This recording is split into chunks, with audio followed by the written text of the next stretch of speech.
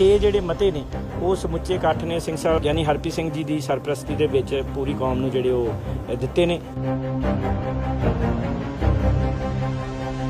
ਅੱਜ ਦਾ ਇਕੱਠ ਜਥੇਦਾਰ ਅਕਾਲ ਤਖ਼ਤ ਸਾਹਿਬ ਦੇ ਰਾਹੀਂ ਪੰਜਾਬ ਸਰਕਾਰ ਨੂੰ 70ਵੇਂ ਦਹਾਕੇ ਵਿੱਚ ਇੰਦਰਾ ਗਾਂਧੀ ਵੱਲੋਂ ਸਿੱਖਾਂ ਦੀ ਨੂੰ ਕੁਚਲ ਕੇ ਬਾਕੀ ਸੂਬਿਆਂ ਵਿੱਚ ਚੋਣਾਂ ਜਿੱਤਣ ਵਾਲੇ ਰਾਹ ਤੁਰਨ ਤੋਂ ਵਰਜਦਾ ਹੋਇਆ ਤਾਰਨਾ ਕਰਦਾ ਹੈ ਕਿ ਸਿੱਖਾਂ ਦੀ ਨਸਲਕੁਸ਼ੀ ਹਕੂਮਤਾਂ ਨੂੰ ਬਰਬਾਦੀ ਦੇ ਰਾਹ ਲੈ ਕੇ ਗਈ ਸੀ। ਇਸ ਲਈ ਸਿੱਖਾਂ ਦੀਆਂ ਹੱਡੀਆਂ ਦਾ ਤੰਦੂਰ ਤਪਾ ਕੇ ਫਿਰਕਾ ਪ੍ਰਸਤੀ ਦੀਆਂ ਸਿਆਸੀ ਰੋਟੀਆਂ ਸੇਕਣ ਤੋਂ ਗੁਰੇਜ਼ ਕੀਤਾ ਜਾਵੇ। ਅੱਜ ਦਾ ਇਕੱਠ ਜਥੇਦਾਰ ਅਕਾਲ ਤਖ਼ਤ ਸਾਹਿਬ ਦੇ ਰਾਹੀਂ ਇਹ ਸਰਕਾਰ ਨੂੰ ਇਹ ਆਦੇਸ਼ ਕਰਨ ਦੀ ਮੰਗ ਕਰਦਾ ਹੈ ਕਿ ਕਿਸੇ ਵੀ ਕੌਮ ਦੀਆਂ ਭਾਵਨਾਵਾਂ ਦਾ ਖਿਲਵਾੜ ਕਰਨ ਵਾਲੇ ਉੱਤੇ ਤੁਰੰਤ ਪਰਚਾ ਦੇ ਕੇ ਬਣਦੀ ਕਾਰਵਾਈ ਜਿਹੜੀ ਉਹ ਕੀਤੀ ਜਾਵੇ। ਸਰਕਾਰ ਨੂੰ ਯਾਦ ਕਰਵਾਉਂਦਾ ਚਾਹੁੰਦਾ ਹੈ ਕਿ ਭਾਰਤ ਦੀ ਸਰਵਉੱਚ ਅਦਾਲਤ ਸੁਪਰੀਮ ਕੋਰਟ ਆਫ ਇੰਡੀਆ ਦੇ ਹੁਕਮਾਂ ਮੁਤਾਬਕ ਹਿੰਦੂ ਰਾਸ਼ਟਰ ਜਾਂ ਖਾਲਿਸਤਾਨ ਦੀ ਮੰਗ ਕਰਨਾ ਕੋਈ ਜੁਰਮ ਨਹੀਂ ਹੈ। ਇਸ ਲਈ ਸਰਕਾਰ ਜਾਂ ਫਿਰਕਾ ਪ੍ਰਸਤ ਅਨਸਰ ਵਾਰ-ਵਾਰ ਸਿੱਖ ਨੌਜਵਾਨੀ ਨੂੰ ਖਾਲਿਸਤਾਨ ਜਿੰਦਾਬਾਦ ਜਾਂ ਖਾਲਿਸਤਾਨ ਕਹਿਣ ਦੇ ਉੱਤੇ ਜਾਂ ਉਹਦੀ ਮੰਗ ਕਰਨ ਦੇ ਉੱਤੇ ਕਿਸੇ ਕਿਸਮ ਦਾ ਜਿਹੜਾ ਉਹ ਨਿਸ਼ਾਨਾ ਨਾ ਬਣਾਉਣ।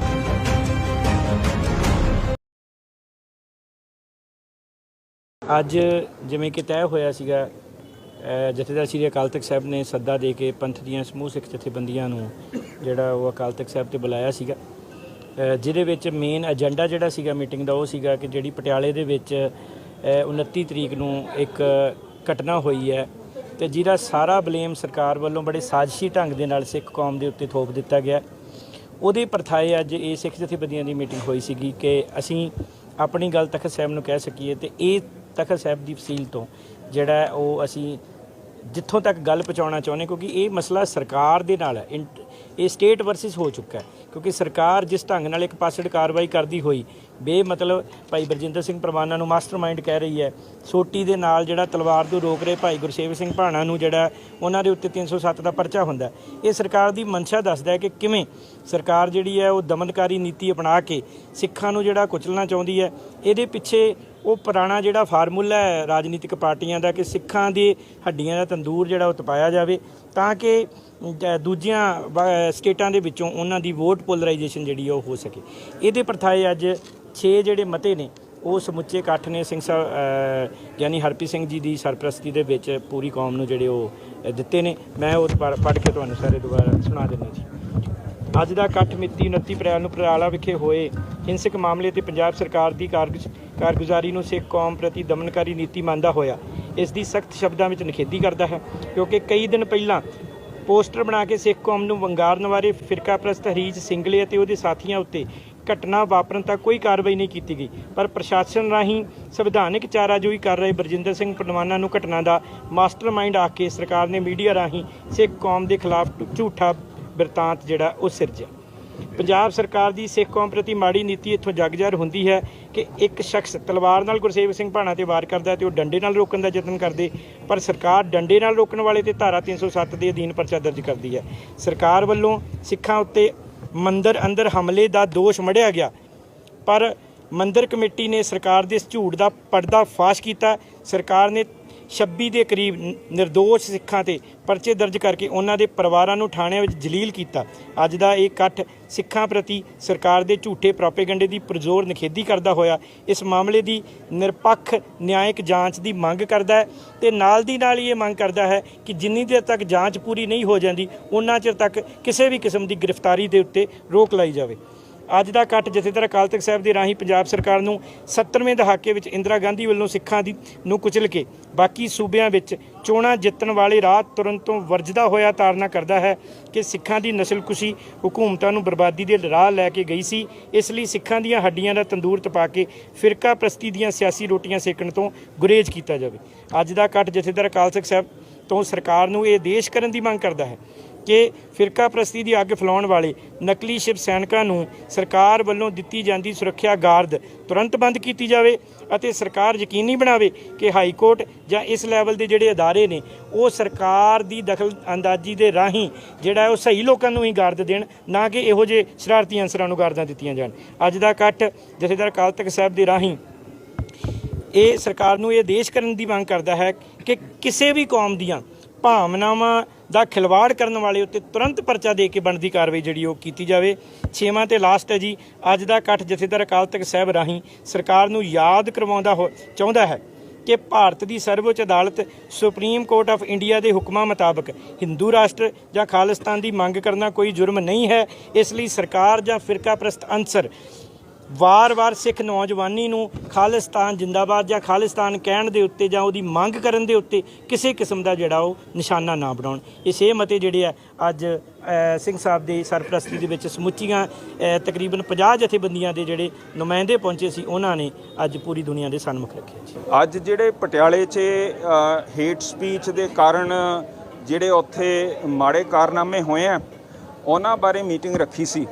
ਅਸੀਂ ਬੇਨਤੀ ਕੀਤੀ ਹੈ ਕਿ ਆਪਾਂ ਵੰਡੇ ਹੋਏ ਹਾਂ ਤੇ ਆਪਣਾ ਜਿਹੜਾ ਮੁਲਾਜ਼ਮ ਸੀ ਉਹਨੇ ਬਹੁਤ ਵੱਡੇ ਖੁਲਾਮੇ ਕੀਤੇ ਹੈ, ਜਿਹਦੇ ਵਿੱਚ ਇਹਨਾਂ ਦੇ ਸੀਨੀਅਰ ਸਕੱਤਰਾਂ ਦੇ ਉੱਤੇ ਉਹਨੇ ਉਂਗਲ ਚੱਕੀ ਹੈ। ਉਹ ਕੇਸ ਵੀ ਅਸੀਂ ਹੁਣ ਸਰਕਾਰਾਂ ਦੇ ਸਾਹਮਣੇ ਲੈ ਕੇ ਜਾ ਰਹੇ ਹਾਂ ਕਿ ਉਹਦੀ ਪੜਤਾਲ ਹੋਵੇ ਔਰ ਇਹ ਜਿਹੜਾ ਢਕੀ ਗਈ ਹੈ ਗੱਲ, ਉਹਨੂੰ ਮੁੜ ਕੇ ਅਸੀਂ ਖੋਲ ਰਹੇ ਹਾਂ। ਇਹਦੇ ਯਤਨ ਪੂਰੇ ਜਾਰੀ ਹਨ। ਹੁਣ ਬੰਦੀ ਸਿੰਘ ਜੀ ਜਿਹੜੇ ਆ ਉਹ ਵੀ ਚੇਤੇ ਆ ਰਹੇ ਨੇ ਤੇ ਪਟਿਆਲਾ ਘਟਨਾ ਵੀ ਚੇਤੇ ਆ ਰਹੀ, ਪਰ ਬਾਈਬਲ ਕਾਂਡ ਕਿਉਂ ਨੇ? ਅਸੀਂ ਆਪਣੇ ਗ੍ਰਿਫਤਾਰੀ ਰੋਜ਼ ਉੱਥੇ ਬਰਗਾੜੀ ਵਿੱਚ ਦੇ ਰਹੇ ਹੈਗੇ ਆ। ਸਾਡੇ ਮਨ 'ਚੋਂ ਗੁਰੂ ਸਾਹਿਬ ਕਦੀ ਨਹੀਂ ਵਾਂਝੇ ਹੋ ਸਕਦੇ ਹੈਗੇ। ਅਸੀਂ ਆਪਣੇ ਇਨਸਾਫ ਵਾਸਤੇ ਉੱਥੇ ਲਗਾਤਾਰ ਉੱਥੇ ਜਾਰੀ ਕੀਤਾ ਹੋਇਆ ਮੋਰਚਾ ਤੇ ਅਸੀਂ ਉਹਦੇ ਉੱਤੇ ਅਟੱਲ ਖੜੇ ਹਾਂ। ਡੈਮੋਕ੍ਰੇਸੀ ਭੰਗ ਕੀਤੀ ਗਈ ਹੈ। ਸਟੇਟ ਨੇ ਸਾਨੂੰ ਇਕਮੁੱਠ ਹੋਣ ਦਾ ਕੋਈ ਮੌਕਾ ਨਹੀਂ ਦਿੱਤਾ। ਸਾਡੇ ਜਿਹੜੇ SGPC ਦੇ ਚੋਣ ਹੈ ਉਹ 11 ਸਾਲ ਲੇਟ ਹੈ। ਸਾਡੀ SGPC ਜਮਹੂਰੀਅਤ ਢੰਗ ਤੌਰ ਤਰੀਕੇ ਨਾਲ ਇਸ ਲੋਕ ਸਭਾ ਤੋਂ ਪਹਿਲਾਂ ਬਣੀ ਸੀ। ਅੱਜ ਲੋਕ ਸਭਾ 17ਵੀਂ ਉਹਨਾਂ ਦਾ ਹਾਊਸ ਬਣਿਆ ਤੇ ਸਾਡਾ ਅੱਜ 8ਵਾਂ ਹਾਊਸ ਉਹ ਵੀ ਲੇਟ ਚੱਲ ਰਿਹਾ ਹੈਗਾ। ਉਹਦੇ ਚੋਣ ਹੀ ਨਹੀਂ ਹੋਏ ਹੈਗੇ। ਜਿਹੜੇ ਸਾਡੇ ਲੋਕਲ ਗੁਰਦੁਆਰੇ ਹੈ ਉਹਦੇ 23 ਸਾਲ ਹੋ ਗਏ ਚੋਣ ਹੋਏ ਨੂੰ। ਸਰਕਾਰਾਂ ਨੇ ਸਾਡੇ ਚੋਣ ਭੰਗ ਕਰਕੇ ਸਾਨੂੰ ਖਿੰਡਾਤਾ ਹੈਗਾ। ਜਿਹੜੀਆਂ ਸਾਡੀਆਂ ਮਤਭੇਦ ਹੈਗੀਆਂ, ਜਿਹੜੀ ਦੁਰਵਰਤੋਂ ਹੈ, ਜਿਹੜੇ ਸਾਡੇ ਉਹ ਡੈਮੋਕ੍ਰੇਸੀ ਰਾਹੀਂ ਮਤਦਾਨ ਰਾਹੀਂ ਇਹਨਾਂ ਨੇ ਰੋਕਤੇ ਹੈ। ਸਗੋਂ ਸਾਨੂੰ ਹੁਣ ਲੜਾਈਆਂ ਤੇ ਜਦੋਜਹਿਦ 'ਚ ਪਾਇਆ ਹੋਇਆ ਹੈਗਾ। ਸੋ ਅਸੀਂ ਉਰੇ ਬੇਨਤੀ ਕੀਤੀ ਹੈ ਕਿ ਜੇ ਆਪਾਂ ਇਕਮੁੱਠ ਹੋ ਕੇ ਆਪਣਾ ਜਮਹੂਰੀਅਤ ਢਾਂਚਾ ਬਹਾਲ ਕਰ ਲਈਏ ਤਾਂ ਆਪਾਂ ਆਪਣੇ ਮਸਲਿਆਂ ਦੇ ਉੱਤੇ ਇਕਮੁੱਠ ਹੋ ਕੇ ਚੱਲ ਸਕਦੇ ਹਾਂ। ਜੇ ਦੋ ਵਿਰੋਧੀਆਂ ਧਿਰਾਂ ਵੀ ਇਲੈਕਸ਼ਨ ਲੜਦੀਆਂ ਤਾਂ ਵੀ ਤੁਸੀਂ ਦੇਖੋ ਕਿ ਉਹ ਇਲੈਕਸ਼ਨਾਂ ਦੇ ਵਿੱਚ ਜਿਹੜਾ ਹਾਰਦਾ ਉਹ ਵੀ ਕਬੂਲ ਕਰਦਾ ਹੈ ਕਿ ਕੋਈ ਜਿੱਤਿਆ।